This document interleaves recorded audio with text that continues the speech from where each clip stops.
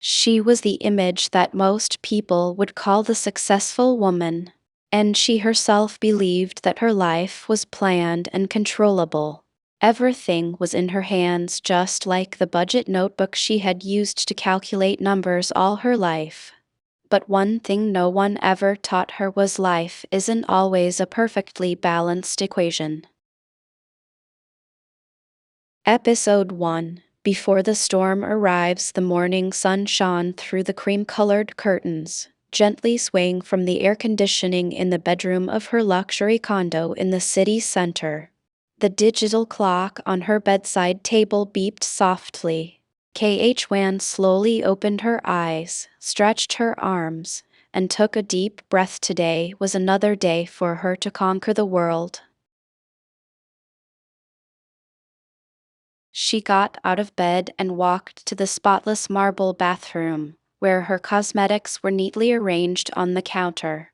She wore a neatly pressed cashmere shirt, a well-fitted light gray suit, and matching suede heels, all in perfect harmony.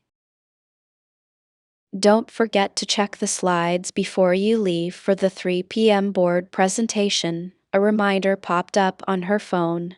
She nodded to herself, checking her schedule in the life management app. Everything was booked: time, thoughts, and success. At 32 years old, Kwan was the head of the marketing strategy department at a renowned tech company with a 6-figure monthly income. She had a team that respected her and projects that the media were watching closely. She hadn't gotten to this point by luck, but through working tirelessly every day since graduation. On the dining table, there was a handwritten note from Pat, beside her coffee cup. Don't forget to eat, or you'll get a stomach ache again. See you tonight at our usual place. Pat was her boyfriend, a composed young lawyer. They had been together for 5 years and were planning to marry within the next year. Both families supported them fully. Kwan opened her phone, snapped a photo of the coffee and the note, and posted it on Instagram with the caption, "Is anyone luckier than me?" 2 hearts #morning love. The likes piled up to over 1,000 in less than 5 minutes. Her online image was of the perfect woman: beautiful, smart, loving, healthy, confident, and with a positive outlook on life. Some of her followers commented, "Kwan is my inspiration. I want to be as successful and live like her." Kwan smiled. She felt deep pride in the path she had taken. It hadn't been easy, but it was worth every tear and every late night working until 2 a.m. She thought she had her life under control. Everything was going according to plan. But what she didn't know was something was hidden beneath all that order. Something that wasn't on the schedule, wasn't in the business plan, and didn't have a reminder in any app. Something called the storm of life. Episode 2. The lowest point in life. It started with something too small to notice. "The major client has withdrawn, ma'am," her assistant reported softly. Kwan raised an eyebrow, frowning slightly, but smiled back. "It's okay. We'll find new clients." But within less than a month, the second major client pulled out. Then the third. The world was changing too fast.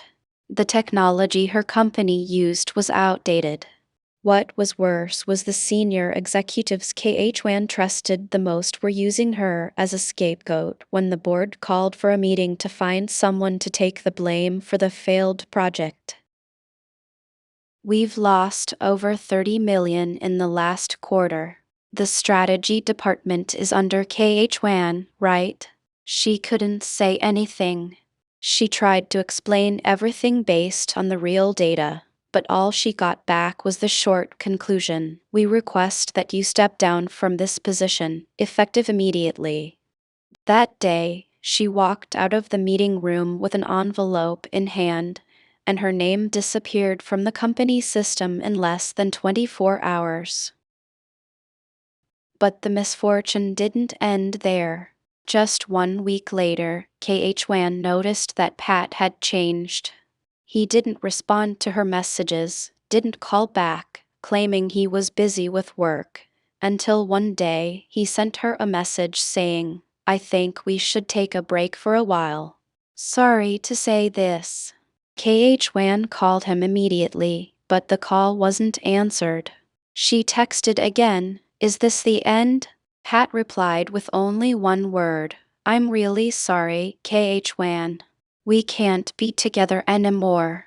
No explanation, no last meeting. The man she had planned to marry disappeared from her life like a nightmare she couldn't wake from. Everything was crumbling one by one. Debts from investments in stocks that had once risen now fell with the tide. She lost her main income, her credit cards maxed out, and her savings were spent on daily living expenses.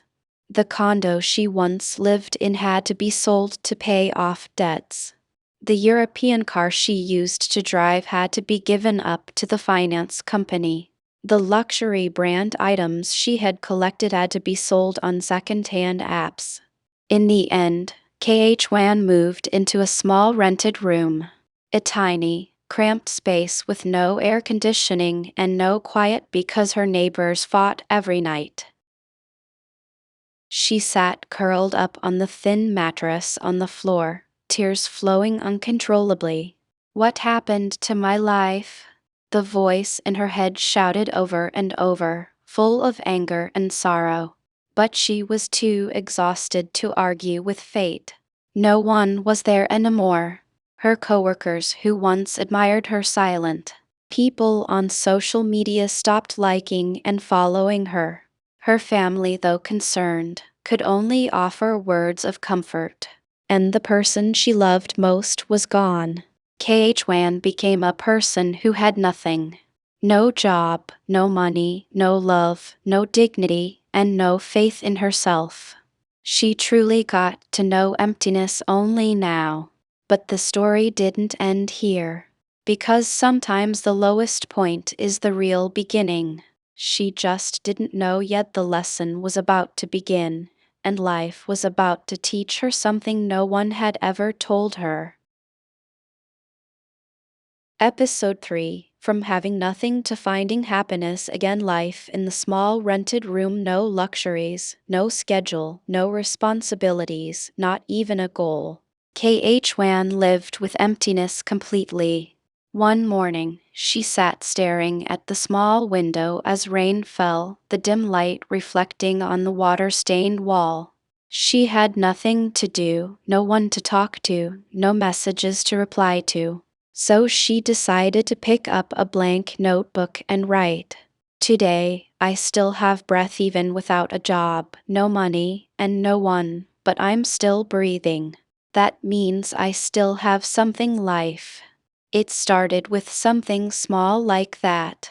She began writing every day, documenting her feelings, thoughts, and the stories she had once swallowed because she had no time to feel.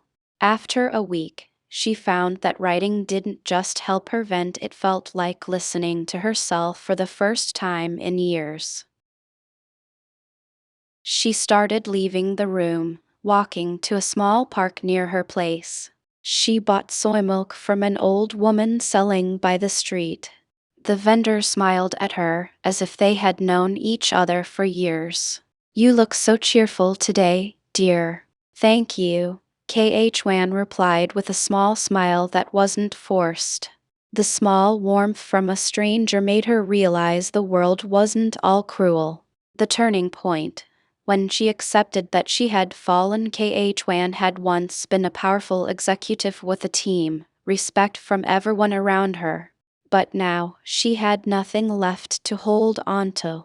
And she chose not to lie to herself anymore.